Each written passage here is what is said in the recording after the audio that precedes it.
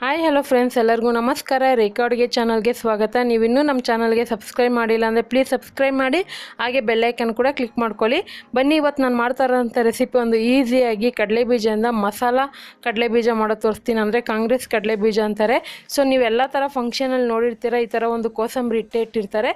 So ಅದನ್ನು ನಾವು ಮನೆಯಲ್ಲೇ ಈಸಿಯಾಗಿ ಮಾಡ್ಕೊಂಡು ತಿಂದರೆ ತುಂಬಾ ಚೆನ್ನಾಗಿರುತ್ತೆ. ಮಾಡೋದು ಸುಲಭ. ಇದಕ್ಕೆ ಬೇಕಾಗುವ ಸಾಮಗ್ರಿಗಳು ನೋಡೋಣ. ಇಲ್ಲಿ 1 ಕಪ್ ಆಗೋಷ್ಟು ಕಡಲೆಬೀಜ ತೆಗೆದಿಟ್ಕೊಂಡಿದ್ದೀನಿ, ಸುಮಾರು ಒಂದು 200 ಗ್ರಾಮ್ ಆಗೋಷ್ಟು. 1 ಟೀ ಸ್ಪೂನ್ ಖಾರದ ಪುಡಿ, 1 ಟೀ ಸ್ಪೂನ್ ಆಗೋಷ್ಟು ಪೆಪ್ಪರ್ ಪುಡಿ, ಬ್ಲ್ಯಾಕ್ ಪೆಪ್ಪರ್ ಪುಡಿ, ಅದೇ ಕರಿಮೆಣಸಿನ ಪುಡಿ.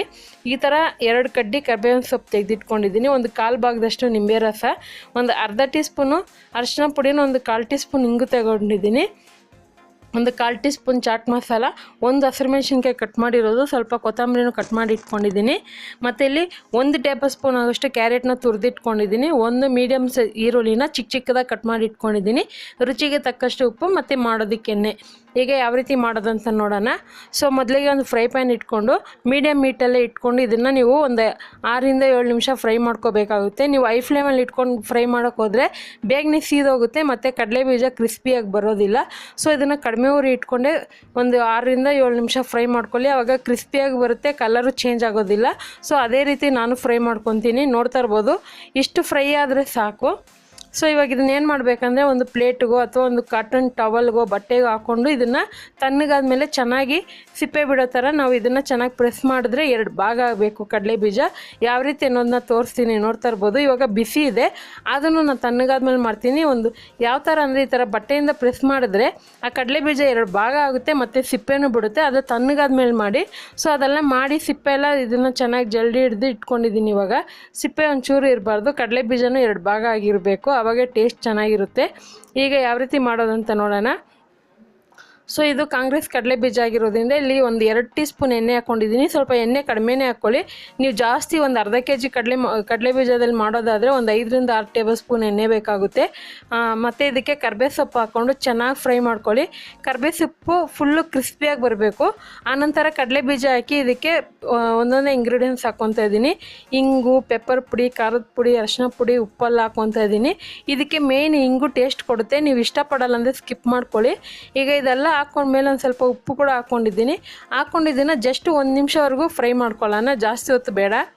ಸೊ ನೋಡ್ತಾ ಇರ್ಬೋದು, ಕಡಿಮೆ ಕಡಲೆಬೀಜ ತೊಗೊಂಡಿದ್ದೀನಿ. ಸ್ವಲ್ಪ ಎಣ್ಣೆ ಜಾಸ್ತಿನೇ ಆಗಿದೆ.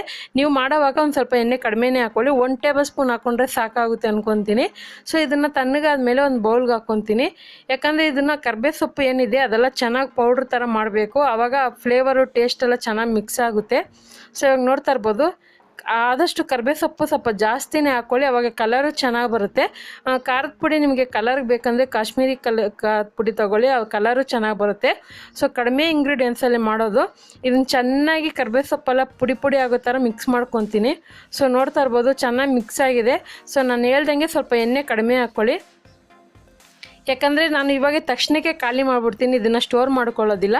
ನೀವು ಜಾಸ್ತಿ ಮಾಡೋದಾದರೆ ನಿಮ್ಗೆ ಕರೆಕ್ಟಾಗಿ ಸರಿ ಹೋಗುತ್ತೆ. ಒಂದು 1/4 kg ಕಡಲೆಬೀಜಗೆ 1 ಟೇಬಲ್ ಸ್ಪೂನ್ ಎಣ್ಣೆ ಸಾಕಾಗುತ್ತೆ.